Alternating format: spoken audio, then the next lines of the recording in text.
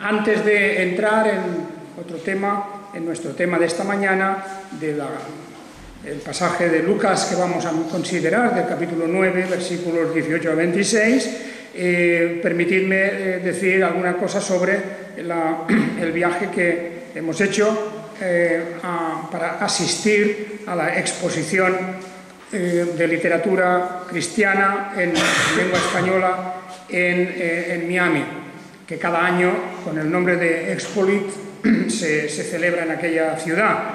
Bueno, como en otras ocasiones, ha sido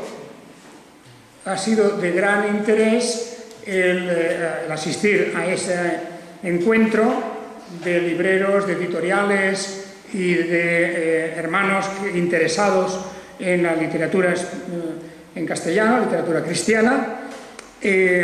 Pues allí hemos ido precisamente para presentar la tercera edición de la Biblia textual. Ha sido muy interesante, la presentación fue muy bien, hubo mucho interés, vinieron pues distribuidores, libreros, pastores, en fin, personas interesadas en todos estos temas y por un lado el hermano señor Fushan y yo y también otro hermano de Venezuela que estaba allí con nosotros, el pastor Francisco Líbano, pues hicimos entre los tres la presentación. Y quiero decir pues, que fue muy bien recibida esta versión de la Biblia. Nosotros aquí estamos usando la segunda edición y la que hemos presentado es la tercera edición, que pronto la tendremos aquí. Yo espero que en un mes o dos máximo tengamos la tercera edición aquí y ya haremos un cambio. No hace falta, estas Biblias no las vamos a retirar, seguirán estando allá, allá detrás para poder utilizarlas, porque los cambios que hay no afectan al significado, son pocos y en definitiva pues podemos seguir usando también la segunda edición.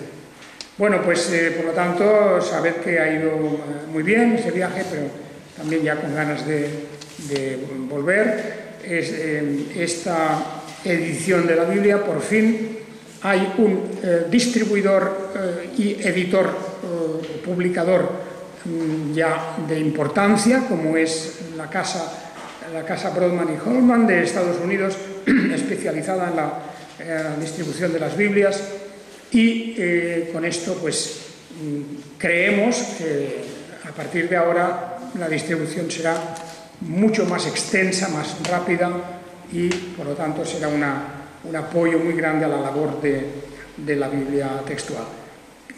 Sabed que tenemos en mente empezar la redacción de un comentario a la Biblia. Todavía no hemos definido si este comentario lo haremos en una manera resumida al principio, más corto, o vamos a tomarlo ya como un comentario definitivo. Esta decisión no se ha tomado todavía, pero sea como sea, hay personas interesadas en apoyar y en respaldar esta labor del comentario al texto de la Biblia textual. Eso es una buena noticia y es una cosa, claro, no inmediata, pero digamos a medio o largo plazo esperemos que ese trabajo lo podamos ver. Y yo creo que eso es todo. Pues sabed que allí hemos encontrado a algunos hermanos que hacía tiempo que no veía, porque suelen estar allí, hermanos de Puerto Rico, por ejemplo. Hay una labor cristiana en Puerto Rico muy importante. También una muy buena cosa es la colaboración de una gran emisora de radio que por vía satélite y por vía de internet está llegando a una gran cantidad de países, sobre todo en Latinoamérica, una gran cantidad de oyentes, y también contacto que ha habido, pues, en fin, con diversas editoriales de ese mundo reformado en el que estamos nosotros.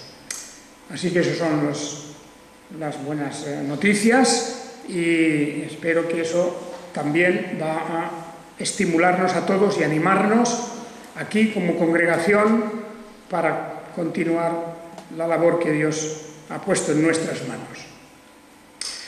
Muy bien, pues continuamos ahora, hermanos, y quisiera dar lectura el pasaje que hoy tenemos, de Lucas 9, Lucas capítulo 9, y en el capítulo 9, versículos del 18 al 26. Capítulo 9, versículos 18 al 26. Dice: aconteció que, estando orando a solas, los discípulos estaban con él, y les preguntó diciendo: ¿quién dicen las gentes que soy yo? Y ellos respondiendo dijeron: Juan el Bautista, y otros Elías, y otros que resucitó algún profeta de los antiguos. Y les dijo: ¿y vosotros quién decís que soy? Que soy yo. Respondiendo Pedro dijo: el ungido de Dios. También podríamos decir el Mesías de Dios o el Cristo de Dios. Las tres palabras son la misma, una en cada lengua. El Mesías sería en la lengua hebrea, el Cristo en la lengua griega y el ungido en la lengua española. Porque eso es lo que significa Mesías, y lo que significa Cristo es ungido, el ungido de Dios. El que Dios ha apartado y ha bendecido y ha destinado a realizar una obra. Y eso es el ungido de Dios, y le ha dotado de unos dones y de una misión particular. El ungido de Dios. Continuamos. Pero él, con mandamiento riguroso, les ordenó no hablar esto a nadie. Y dijo: el Hijo del Hombre tiene que padecer muchas cosas y ser rechazado por los ancianos, los principales sacerdotes y los escribas, y ser muerto y ser resucitado al tercer día. Y a todos decía: si alguno quiere venir en pos de mí, niéguese a sí mismo y tome su cruz cada día y sígame. Porque cualquiera que quiera salvar su vida la perderá, y cualquiera que pierda su vida por causa de mí la salvará. Porque ¿qué aprovecha al hombre ganar el mundo entero si se pierde o se destruye a sí mismo? Porque el que se avergüence de mí y de mis palabras, de éste se avergonzará el Hijo del Hombre cuando venga en su gloria y la del Padre y de los santos ángeles. Bien, esta es pues nuestra lectura principal de hoy, pero también, como en paralelo al texto que ya se ha leído en la carta a los Corintios, también quiero recordar las palabras en la carta a los Colosenses, y en concreto a la carta al capítulo 1 y el Efesios, Filipenses y Colosenses, capítulo 1, y unos textos del versículo 15. Él es la imagen del Dios invisible, el primogénito de toda creación, porque en él fueron creadas todas las cosas, en los cielos y en la tierra, visibles e invisibles, tronos, dominios, principados, potestades, todo fue creado por él y para él. Y él es antes de todas las cosas y todo subsiste en él. Y él es la cabeza del cuerpo de la Iglesia. Él es el principio, el primogénito de los muertos, para que en todo tenga él la preeminencia, por cuanto plugo con que la plenitud de todo habitara en él, y por medio de él reconciliar consigo mismo todas las cosas, así las que están en la tierra como las que están en los cielos, haciendo la paz por medio de él, por la sangre de su cruz. Y continuamos hasta el versículo 23. Y a vosotros, que en otro tiempo erais extraños y enemigos por tener la mente ocupada en las malas obras, aún así ahora os reconcilió en su cuerpo de carne, por medio de la muerte para presentaros santos y sin mancha e irreprensibles delante de Él, si en verdad permanecéis fundamentados en la fe y firmes y sin moveros de la esperanza del Evangelio que habéis oído, el cual ha sido proclamado en toda la creación que está debajo del cielo, del cual yo, Pablo, llegué a ser ministro.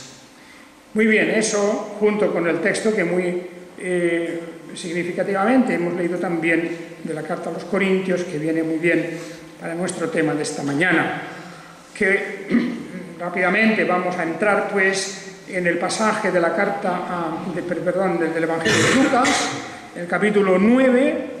Este pasaje de Lucas, capítulo 9 y versículos del 18 al 26, nos trae dos cuestiones importantes. Una es acerca de la persona misma de Jesús. ¿Quién es Él? Fijaos la pregunta que tenemos en el versículo 18. ¿Quién dice las gentes que soy yo? Es una pregunta fundamental, es una pregunta básica que la podríamos hacer directamente nosotros también a las personas alrededor nuestro, a nuestros conocidos, a nuestras familias, a todos aquellos con quienes nos cruzamos que tal vez no comparten nuestra fe o que no sabemos realmente en qué situación están. Es una pregunta muy directa. ¿Tú quién dices que fue Jesús o que es Jesús? ¿Quién dices que es Jesús? El Cristo, el ungido. ¿Quién dices que es? Es como para recabar la opinión, para que se pueda abrir el corazón de las personas y nos digan realmente qué piensan acerca de Jesús. Y bueno, eso en los tiempos actuales es una cuestión fundamental, siempre lo ha sido, claro está, desde el principio, desde el cristianismo, la persona de Jesús ha sido siempre objeto de una controversia. Para unos, Jesús es verdaderamente aquel en quien la plenitud de la divinidad existe en forma humana, que es lo que estamos aquí leyendo, lo que hemos leído en la carta a los Colosenses y en la carta a los Corintios, en los dos pasajes. Esa es la cuestión.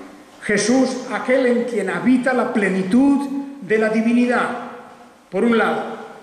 Pero para otros, pues Jesús era una mera criatura, un mero ser humano, con algunos poderes, con algunas atribuciones, en fin, con una serie de características y de atributos que lo ponían por encima, en cierta manera, de lo general de la humanidad, pero al fin y al cabo un ser humano. Y hubieron, ya desde la antigüedad, porque las corrientes de pensamiento de aquel tiempo, lo mismo que ahora, influían dentro de la Iglesia cristiana. La gnosis, la famosa gnosis, y otros movimientos filosóficos. El escepticismo, por ejemplo, los escépticos. Y muchos venían a dar sus opiniones acerca de Jesús. No digamos ya entre el pueblo judío. El pueblo judío, en su mayor parte, pensó que Jesús era uno más de los que se proclamaban Mesías, ungidos, los Cristos. Que Jesús era uno más de los que pretendían cambiar el sistema y las relaciones dentro de la religión y de la política incluso. Pues porque parece como si le preguntaran en algunas ocasiones a ver si él estaba a favor o no de la ocupación de los romanos. ¿Os acordáis cómo lo pusieron a prueba? Lo pusieron a prueba cuando le enseñaron una moneda romana con la efigie del César y le preguntaron, ¿es lícito dar tributo al César o no? Claro, eso era una pregunta política, religiosa, importantísima. Las dos cosas ahí tenía Jesús que contestar si estaba a favor o estaba en contra de aquella de aquella dominación y ocupación romana. Bueno, ya sabemos que la respuesta de Jesús, con toda sabiduría, distingue los dos campos. Los distingue, los separa. Pues a César darle lo que es del César, a Dios lo que es de Dios, porque ambas cosas son campos diferentes. Y por otra parte, si estos romanos están aquí y César está aquí, es por la voluntad de Dios.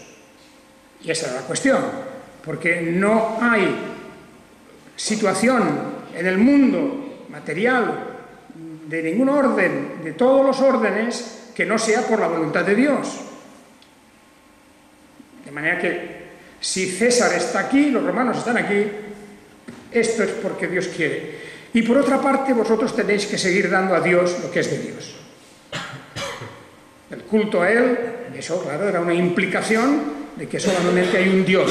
El César no es Dios. Los dirigentes políticos no son Dios. Solo hay un Dios. Y a Él debemos nuestro culto y nuestra adoración. Bueno, pues estas preguntas y estas opiniones, estas tentaciones que se le ponen delante, como cuando directamente le preguntan, bueno, ¿eres tú el Mesías? ¿Eres tú el ungido? Y Jesús, cuando responde, siempre responde diciendo, bueno, mirad mis obras, examinad mis palabras, mi mensaje. Vosotros podéis dar la respuesta. Incluso una parte del pueblo daba la respuesta porque decían, bueno, nadie puede hacer las cosas que este hombre hace si Dios no estuviera con él. Si no fuera realidad lo que él nos dice, nadie podría hacer eso. Y Jesús apela muchas veces a sus obras. Si no creéis en mis palabras, creed pues en mis obras. Habló él en esos términos. Pero las contradicciones continuaban. Para unos, Jesús era verdaderamente el Mesías, el Cristo. Para otros, era un aliado de Satanás. Pues muchos decían, las obras que éste hace, las hace por el poder de Satanás. No puede haber una contradicción más grande que para unas personas Jesús sea la plenitud de la divinidad habitando en la forma de un ser humano, como hemos leído en la carta a los Colosenses y en la carta a los Corintios, porque ambas nos dan testimonio de esto, cuando se nos dice que en Él habita toda esa plenitud y que Él es la mismísima imagen del Dios invisible.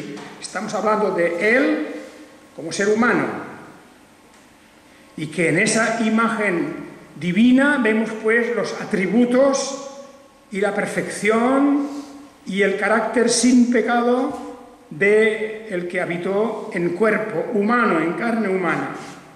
Y por Él fueron creadas todas las cosas en los cielos y en fin, y todo en la tierra, y tronos y dominios y principados y potestades, todo fue creado por Él y para Él. Fue creado por Él, fue creado por Él. Y el libro del Génesis lo dice, en el principio Dios creó los cielos y la tierra. Y aquí Pablo dice, todo fue creado por Él y para Él. Y la declaración de su naturaleza divina, habitando en la forma humana, es una declaración definitiva porque dice que todo fue creado por Él y para Él. Con lo cual, hay un mensaje claro en la Escritura. Y eso debemos de dejarlo claro también nosotros. El mensaje de la Escritura sobre la persona de Jesús es un mensaje claro. Se puede, desde luego, como hacen los testigos de Jehová y otros grupos, se puede tergiversar todo lo que uno quiera. Y en el espíritu de hoy día, el espíritu de escepticismo del tiempo que vivimos, la persona de Jesús viene a ser, naturalmente, pues la de un simple hombre importante de la historia, la de un, en fin, la de un gran pensador, para otros de una especie de revolucionario. Todo eso está ahí, ¿verdad? Y sale, en fin, simplemente como un gran maestro. Pero la declaración que hace Pedro, en Lucas 9 es muy clara. Y más todavía si la comparamos con una versión un poquito más larga que aparece en el Evangelio de Mateo. El Evangelio de Mateo, esta misma confesión está un poquito más alargada, un poquito más extensa. Aquí en Lucas dice, versículo 20, Lucas 9:20, y les dijo: ¿y vosotros quién decís que soy? Respondiendo Pedro dijo: el ungido de Dios. El ungido, o sea, el Mesías. En el Evangelio de Mateo tenemos un poquito más larga la explicación: tú eres el Cristo, el Hijo del Dios viviente. Habla en esos términos, ¿verdad?, Mateo, porque allí nos da una referencia pues un poquito más extensa. Es la declaración de Pedro en Mateo 16. Mateo 16, famoso texto, ¿verdad?, que dice, respondiendo Simón Pedro, dijo: tú eres el Mesías, el Hijo del Dios viviente. Y la respuesta de Jesús viene a continuación. Aquí en Lucas no la tenemos, pero la respuesta de Jesús fue: bienaventurado eres Simón, hijo de Jonás, porque no te lo reveló carne ni sangre, sino mi Padre que está en los cielos. Y también yo te digo que tú eres Pedro, y sobre esta roca edificaré mi iglesia, y las puertas del Hades no prevalecerán contra ella. Las puertas del Hades quiere decir las fuerzas, el poder del Hades, porque las puertas en la cultura antigua, en Oriente y en muchos países, las ciudades tenían puertas, y las puertas eran un símbolo de poder y de fuerza, porque eran las que resistían cuando había un ataque. Y era una forma de hablar de la fuerza, del poder. Por ejemplo, una ciudad con puertas era una ciudad fuerte, pero una ciudad sin puertas era una ciudad que estaba abierta a cualquier invasión. Y cuando dice las puertas del Hades, las puertas del infierno, quiere decir el poder del infierno no prevalecerán contra mi iglesia, no vencerán contra mi iglesia. El poder del infierno, por mucho que haga, el infierno no prevalecerá. Esa es la idea. Y entonces ahí tenemos pues la respuesta de Pedro, directamente. Tú eres el Mesías, el ungido de Dios, el Hijo del Dios viviente. Bueno, con esto, si entendemos bien, si no queremos tergiversar la doctrina general de las Escrituras sobre lo que quiere decir esto, estamos declarando el carácter único, exclusivo y definitivo de Jesús como Salvador. Era necesario que Dios mismo se hiciera humano. Y como las cartas apostólicas nos están diciendo, se despojó. ¿Os acordáis de lo que dice la carta a los Filipenses? Muy importante, cómo Él se despojó, aquel que es eterno y que habita en luz inaccesible y en la gloria de la eternidad, en el momento preciso aparece entre nosotros como un ser humano. Naturalmente, estamos hablando de una existencia humana que comienza en el tiempo y en el espacio, en un lugar determinado. Esa existencia humana es un acto de humillación y de entrega. Se hizo menor que los ángeles y habitó en forma humana entre nosotros. Esto es lo que el apóstol Pablo nos relata en la carta a los filipenses. Qué importante es todo eso. Considerad entre vosotros lo que hubo también en Jesús el Cristo, el cual, existiendo en forma de Dios, no quiso por usurpación ser igual a Dios, sino que se despojó a sí mismo, tomando forma de siervo. Ese es un pasaje crucial, la gran doctrina bíblica llamada de la kenosis, es decir, del vaciamiento que vemos en la persona de la divinidad, que se despoja, que se vacía de su propia gloria y atributos para venir a vivir entre nosotros como un ser humano. Versículo 7 de Filipenses 2:7, se despojó a sí mismo, se despojó, como el que se quita una vestidura, se despoja y tomó forma de siervo. Pero no fue que se despojó de una vestidura, se despojó de su gloria, de la gloria de la divinidad, y habitó entre nosotros como un ser humano, en su sencillez, en su humildad, incluso en su debilidad humana. Se despojó a sí mismo, tomando forma de siervo, hecho semejante a los hombres, y en esa condición de hombre se humilló a sí mismo al hacerse obediente hasta la muerte y muerte de cruz. Bien, todo eso es la experiencia de la encarnación, de que el Eterno se convierte en ser humano y habita entre nosotros, no con gloria humana, sino con la sencillez de alguien que va a vivir en una familia obrera, en una familia de carpinteros o de albañiles. Fijaos lo que significa eso, que no vino como un rey, no vino como parte de la nobleza, no vino como un gran militar, sino como el ungido de Dios. Y eso es lo que Lucas nos transmite. Y por eso Jesús les pregunta a los discípulos, es como si nos lo preguntara hoy a nosotros, ¿quién decimos nosotros que es Él? ¿Quién decimos? Bueno, pues ahí tenemos la respuesta. Pero habían otras opiniones. Algunos decían que era Elías. Ya sabéis, el espíritu de Elías. También hablaban de Juan el Bautista. Juan el Bautista, que ha resucitado de los muertos. Y otros, pues también un profeta antiguo. Pues tal vez Eliseo, tal vez Jeremías, tal vez, quién sabe, uno de los antiguos profetas. Pero todo esto era algo que no podía,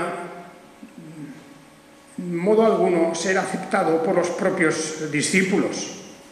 Fijaos que en el mismo capítulo 9, ya tiempo atrás, comentábamos que Herodes, este hombre tan controvertido, difícil y tan acomplejado, el miedo que él tenía, que alguien le pudiera suplantar, que alguien le pudiera desbancar de su poder. Herodes estaba asustado porque le venían a decir que Juan ha resucitado de los muertos y otros que se parece a Elías. Esto lo dice el capítulo 9, versículos 7, 8 y 9. Pero Herodes, cavilando, dice, pero no puede ser, yo decapité a Juan. Y entonces, ¿quién es este de quien dicen todas estas cosas? Incluso quería verlo. Bueno, hermanos, ahí tenemos, pues, la persona de Jesús. Y muy brevemente, los versículos siguientes, del 21 en adelante. Primero Jesús les dijo a los suyos, de momento no habléis de esto. Fijaos, a veces nos parece difícil comprender por qué Jesús, en algunas ocasiones, porque no es la única, impide a alguna persona que hablen de él. Por ejemplo, en algunas de las curaciones. Algunas de las curaciones que él hizo fueron curaciones en donde vemos que Jesús le dice a la persona curada: no digas nada. Por ejemplo, a quien sanó, ve y muéstrate al sacerdote, pues para cumplir la ley, caso del leproso, u otros casos en donde parece que no quiere animar a alguien a que hable de ese asunto. Aquí tampoco. En parte porque él no quiere adelantar acontecimientos. Mi hora no ha llegado. Eso varias veces el Señor piensa en esos términos. Él sabe que hay un día y una hora señalados para que Él vaya a rendir su vida, el tributo de su vida en la cruz. Esto es, no habléis de esto. Versículo 22, el Hijo del Hombre tiene que padecer muchas cosas y ser rechazado por los ancianos, los principales sacerdotes, los escribas, y ser muerto y ser resucitado al tercer día. Esto es lo que ha de pasar, pero aún no ha llegado ese tiempo. Tienen que ocurrir otras cosas. De momento no habléis de todo esto. Y lo que sí que conviene recordar es, ahora a vosotros os interesa otra cosa. Si alguno quiere venir en pos de mí, niéguese a sí mismo y tome su cruz cada día y sígame. Es decir, el compromiso de los suyos. El Señor recalca esto. Aún no es hora de ir a proclamar las cosas. Todavía no, ya os enviaré. Ya llegará el momento en que tendréis el poder del Espíritu y el mandato exacto para ir y evangelizar y predicar el Evangelio en todos los lugares. Pero todavía no. Ahora lo que os pido es el compromiso vuestro. Qué importante, ¿verdad? El cristiano tiene aquí un texto muy importante. Lucas 9:23. Y a todos decía: si alguno quiere venir en pos de mí, niéguese a sí mismo y tome su cruz cada día y sígame. Porque cualquiera que quiera salvar su vida la perderá, y cualquiera que pierda su vida por causa de mí, la salvará. Y luego, ¿qué aprovecha al hombre ganar el mundo entero y se pierde o se destruye a sí mismo? Y el que se avergüence de mí y de mis palabras se está avergonzando del Hijo. De este se avergonzará el Hijo del Hombre cuando venga en su gloria y la del Padre y de los santos ángeles. O sea que, compromiso. Ese es el mensaje aquí. La predicación del Evangelio en este momento no ha comenzado y no puede comenzar hasta que en nosotros haya realmente un compromiso definitivo, serio, profundo, en relación al Hijo de Dios, en cuanto a lo que es su persona, a lo que es su obra, a lo que es el carácter providencial de su intervención en nuestra vida entera. Y, claro está, el negar uno su propia forma de opinar y su propia forma de pensar en relación al Cristo. En relación al Cristo. No nos permite la Escritura empezar a divagar sobre quién fue Jesús. Para unos, bueno, pues hay que leer todo, por ejemplo, los evangelios apócrifos o las opiniones humanistas acerca de Jesús, o todo lo que vemos hoy en el modernismo y en el liberalismo sobre Jesús. Bueno, todas esas son opiniones que nosotros no podemos mantener, porque aquí se nos pide negarnos a nosotros mismos, y eso abarca tantas y tantas cosas en relación a Jesús. Negarnos a nosotros mismos significa no somos independientes de la palabra de Dios. No somos independientes. Hemos de aceptar y recibir el mensaje de la Escritura sin tergiversar la Escritura. Sin tergiversar la Escritura. Pero hay En el mundo de hoy hay una resistencia terrible a reconocer a Jesús como el Señor de la gloria, el Señor de señores, el Rey de reyes, el Salvador, el único Salvador, aquel por el cual han sido hechas todas las cosas, por Él y para Él, el Creador, la fuente de la sabiduría, todo está en Él.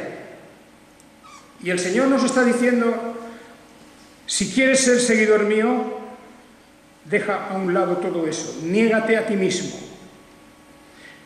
Incluso tu vida entera tiene que tener una referencia y un centro. Tu vida entera, tu profesión, tu quehacer diario, los proyectos de tu vida en adelante, tuyos, de tu familia, todo eso está en relación con tu creencia y con tu fe en Jesucristo el Señor, el Mesías, el ungido. Y para eso dice, hay que negarse y también tomar la cruz cada día y seguirle a Él. Bien, con ese mensaje, hermanos y hermanas, tenemos ya, creo yo, mucha materia para pensar en estos días. Porque lo que vemos hoy, incluso lo que vemos en el mundo cristiano, en que yo no sé hasta qué punto, no quiero echar acusaciones al vacío, pero a veces da la impresión de que para muchos Jesucristo es una especie de pretexto como para desarrollar una vida y vivir, pues yo que sé, una especie de aventura, en verdad, de tipo más o menos religioso, pero en el fondo sin negarse uno mismo.